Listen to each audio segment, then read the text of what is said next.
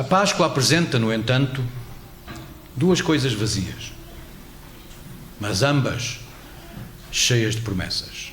Era isso que eu queria meditar com vocês um pouco esta tarde.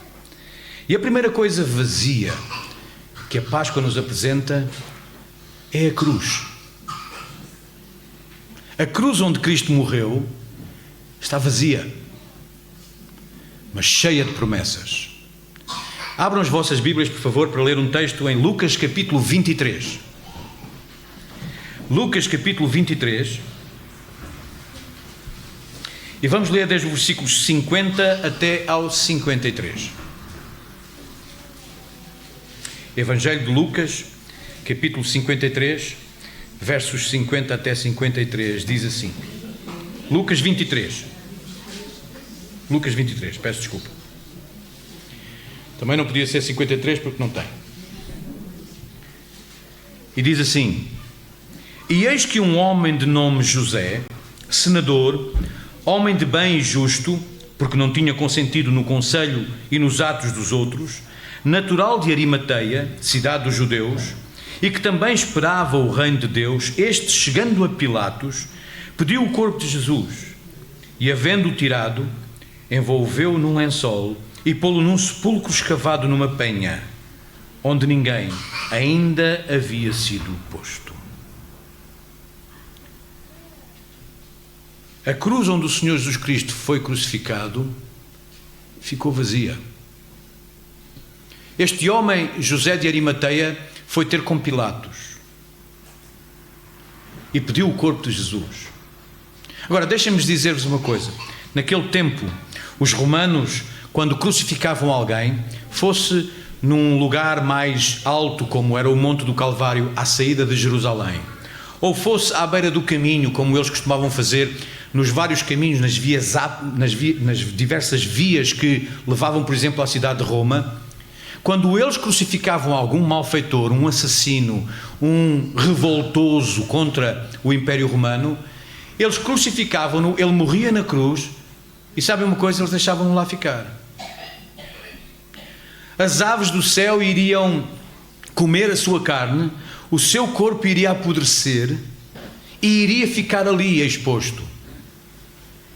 E todas as pessoas que passassem por ali, em direção à cidade ou à saída da cidade, iriam olhar para aquilo, e os romanos queriam usá-lo como exemplo. E por isso deixavam os corpos ficar lá.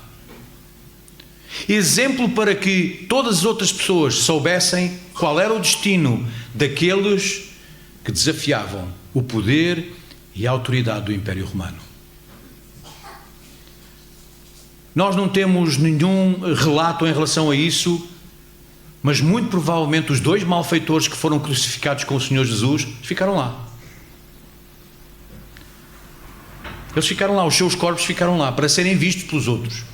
Mas o Senhor Jesus não ficou na cruz. José de Arimateia foi ter com Pilatos, e isto era todo incomum, que algum governador, que alguma autoridade desse autorização, passa a redundância, para que o corpo da pessoa que tivesse sido crucificada fosse retirado e fosse sepultado, como normalmente acontecia. Mas nós sabemos o que aconteceu antes de Jesus ser crucificado, quando ele teve aquela conversa com Pilatos. Lembram-se? Pilatos, de alguma forma, simpatizou com Cristo. E enquanto ele interrogava o Senhor Jesus, e enquanto era confrontado com as respostas de Jesus, ele, a meio da conversa, virou-se para os judeus, para a multidão daqueles que, instigados pelos principais dos sacerdotes, pelo sinédrio, ele virou-se para eles e disse: Eu não encontro neste homem mal algum. Por que é que vocês querem matar este homem? Para mim, ele não cometeu crime nenhum. Mais vale eu libertá-lo. Mas a multidão dizia: Crucifica-o, crucifica-o. E é claro que Pilatos, apesar da simpatia que revelou por Jesus naquele momento, ele estava preso ao status quo, ao seu estatuto de governador, e a última coisa que ele queria era, enfim, provocar mais uma revolta nos judeus. Ele já tinha tantos problemas com eles. Mais uma revolta nos judeus por não fazer aquilo que eles queriam. Então ele acedeu e disse: Olha, tomem lá o homem e crucifiquem-no.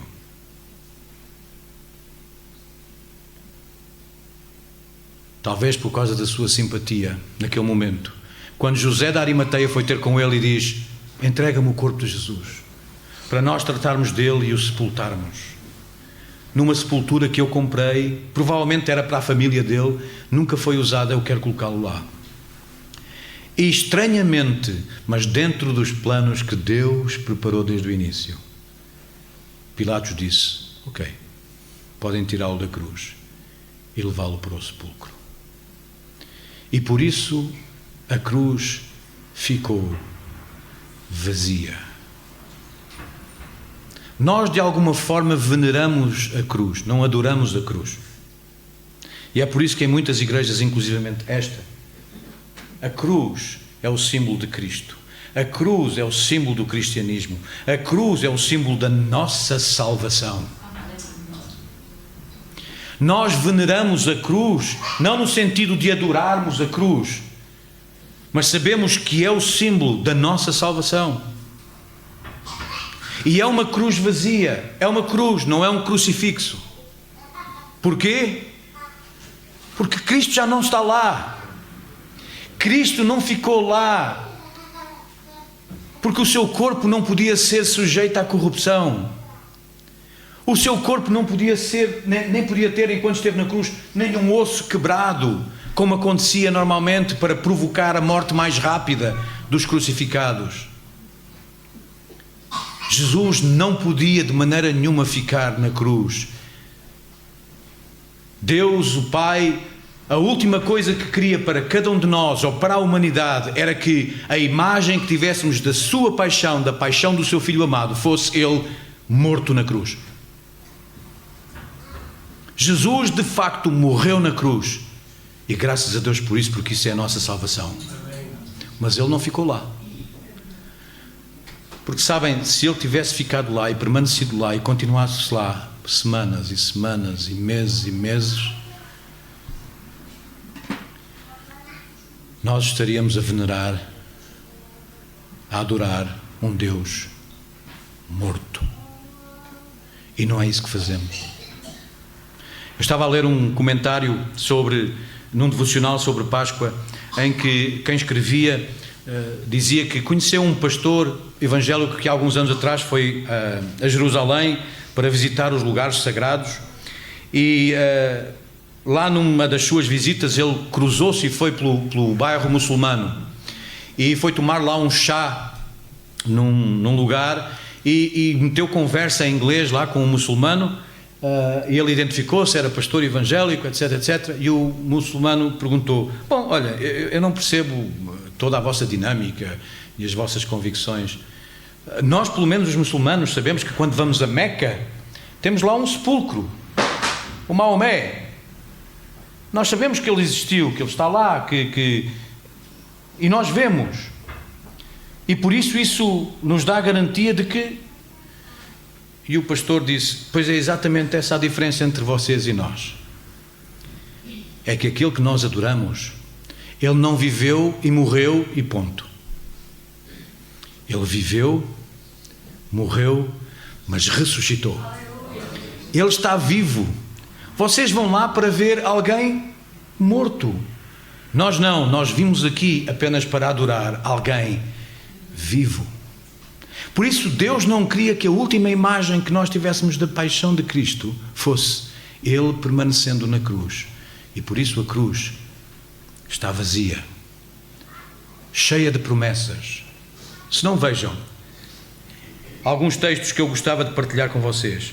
Em 1 de Pedro capítulo 1, versos 18 e 19, o apóstolo Pedro escreve o seguinte, 1 de Pedro 1, 18 e 19: sabendo que não foi com coisas corruptíveis como prata ou ouro que fostes resgatados da vossa vã maneira de viver, que por tradição recebestes dos vossos pais, mas com o precioso sangue de Cristo, como de um cordeiro imaculado e contaminado.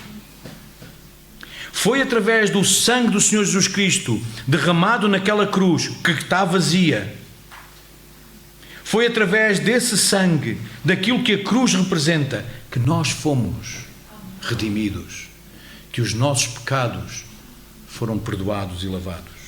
Um pouco mais adiante, em 1 de Pedro capítulo 3, verso 18, ele também diz assim: porque também Cristo padeceu uma vez pelos pecados, o justo pelos injustos, para levar-nos a Deus, mortificado na verdade na carne, mas vivificado no Espírito. Em Romanos capítulo 5, verso 8, o apóstolo Paulo escreve o seguinte. Vocês conhecem este versículo de cor. Mas Deus prova o seu amor para conosco em que Cristo morreu por nós, sendo nós ainda pecadores.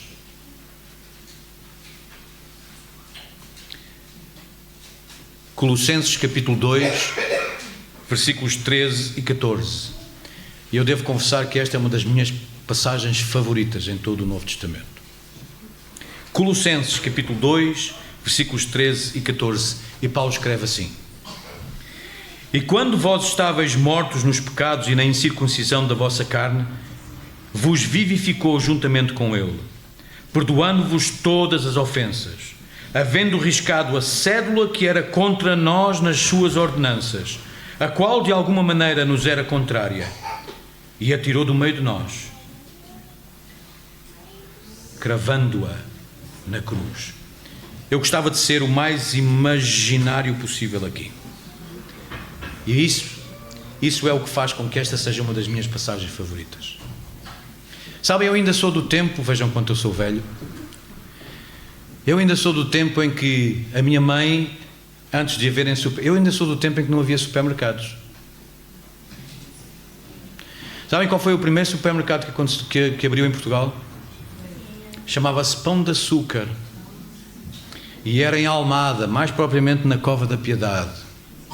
Quando eu passo lá com a Betinha e com o meu filho, eu digo, aqui neste lugar, agora está lá um parque, aqui neste lugar havia um edifício que foi o primeiro supermercado digno desse nome em Portugal. Chamava-se Pão de Açúcar.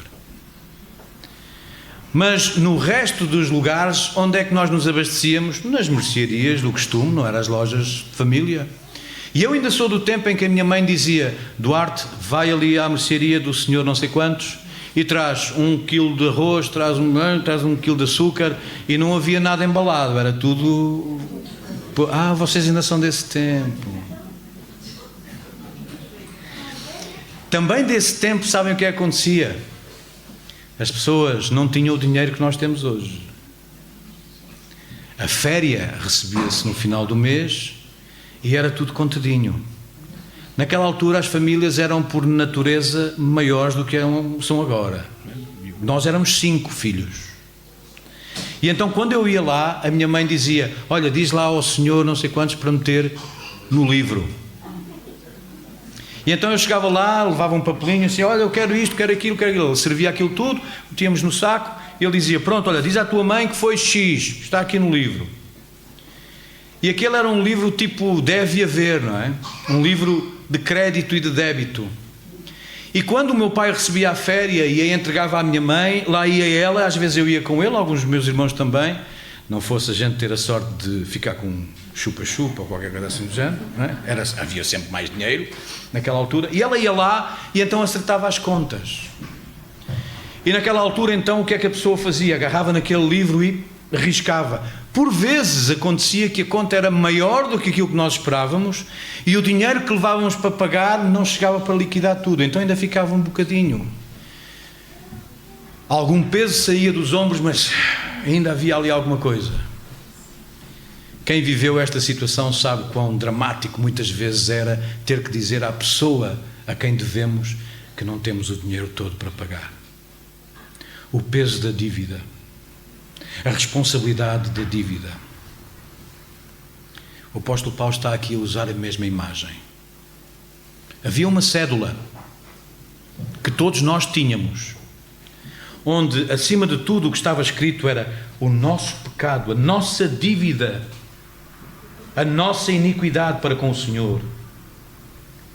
E esta é uma imagem linda, extraordinária, que o Senhor Jesus pegou nessa dívida que nós tínhamos por causa do nosso pecado, riscou-a.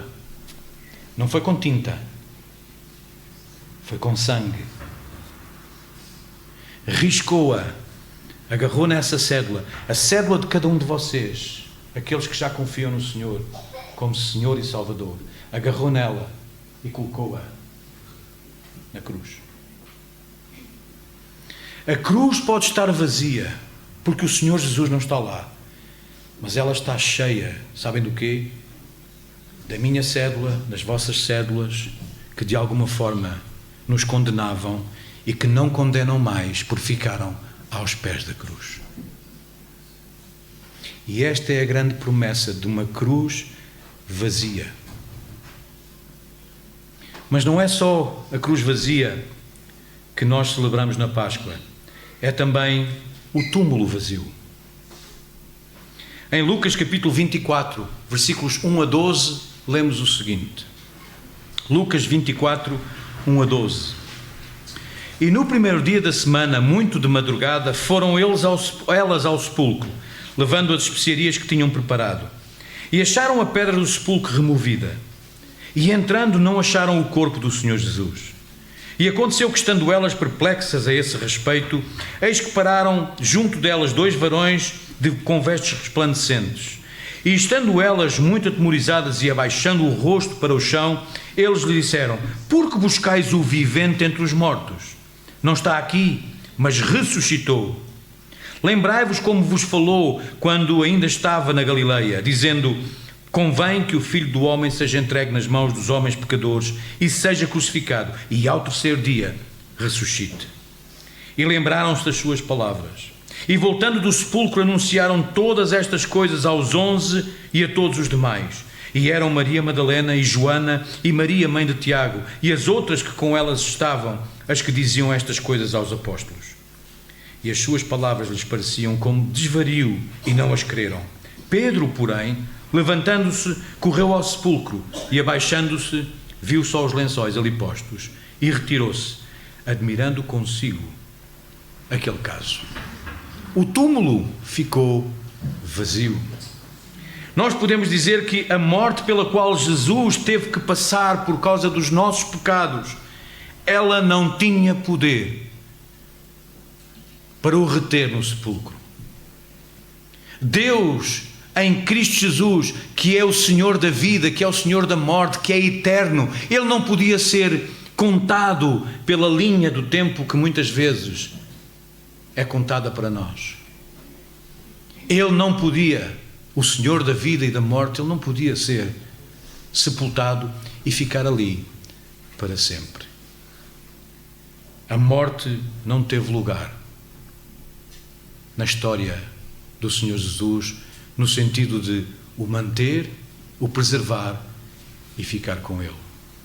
Ao terceiro dia Ele ressurgiu, está vivo, e a prova disso é aquele túmulo vazio.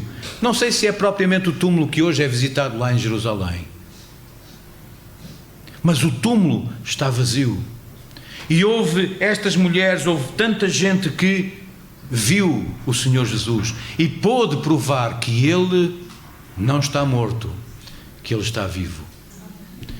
E reparem, todos nós, apesar de nunca termos visto o Senhor Jesus face a face, como os apóstolos viram, até como o apóstolo Paulo, que ele dizia que era um apóstolo nascido fora de tempo, mas também o Senhor Jesus apareceu a ele face a face. O Senhor Jesus nunca nos apareceu face a face, pelo menos a mim. Mas eu todos os dias sinto a sua presença na minha vida. Todos os dias eu sinto, até pelas coisas mais pequeninas que acontecem, inexplicáveis muitas vezes, que Ele tem a sua mão sobre a minha vida, me conduz, é o Senhor da minha vida. E certamente essa é a experiência de todos vocês. E eu, como eu disse, é inexplicável, nós não conseguimos cientificamente, até de uma forma racional, explicarmos tudo isso. Mas o Senhor se revela vivo em nós, conosco, em todas as ocasiões. O apóstolo Paulo, em 1 Coríntios capítulo 15, versículos 55 a 57, ele escreve: onde está, ó morte, o teu aguilhão? Onde está, ó inferno, a tua vitória? Ora, o aguilhão da morte é o pecado, e a força do pecado é a lei. Mas graças a Deus que nos dá a vitória por nosso Senhor Jesus Cristo. O Senhor Jesus Cristo deixou o túmulo vazio. E essa é a prova de que Ele está vivo, vive em nós, e está à direita de Deus Pai, velando por cada um de nós. As promessas que resultam do túmulo vazio são também as mais profundas convicções que nós, como cristãos, podemos ter. E para terminar, quais são essas duas convicções? Primeiro, nós adoramos, amamos e servimos o Deus vivo. Não o Deus morto. Não o Deus que ficou e é representado no crucifixo. Não. A cruz está vazia. Ele foi colocado no túmulo. Mas também o túmulo está vazio porque Ele ressuscitou.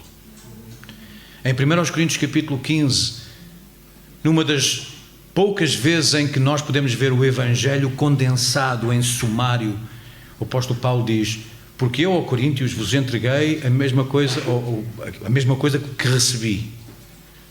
E que foi isso? Que o Senhor Jesus Cristo, na noite em que foi traído, Ele foi preso e foi crucificado, segundo as Escrituras. Depois foi sepultado. E ao terceiro dia ressurgiu para cumprimento das Escrituras. Isto é o Evangelho. Jesus morreu, a cruz está vazia, foi sepultado, o sepulcro está vazio, porque Ele ressuscitou. Nós adoramos, amamos e servirmos não um Deus, mas o Deus vivo. E em segundo e último lugar, a ressurreição de Jesus é a nossa garantia da vida eterna. A nossa existência e relacionamento com Deus não se esgotam nesta vida. A nossa existência e relacionamento com Deus não se esgotam nesta vida. Porque Ele ressuscitou, nós sabemos que também um dia ressuscitaremos e estaremos com Ele para sempre. O Senhor Jesus, antes de ser preso e estava com os seus discípulos, aqueles últimos ensinos lá nos últimos capítulos do Evangelho de João, nomeadamente a partir do capítulo 13, Ele diz aos seus discípulos no princípio de João 14: não se turbe o vosso coração. Ou por outras palavras, não estejam inquietos. Não se turbe o vosso coração. Na casa do meu Pai há muitas moradas. Porque se não fosse assim, eu já vos tinha dito isso. Mas não. Eu vou preparar-vos lugar. Qual era o objetivo? Ele diz: para que onde eu estiver, vocês estejam também. Jesus ressuscitou. Ele está vivo, está na glória, vive em nossos corações e um dia estaremos com Ele. Amém.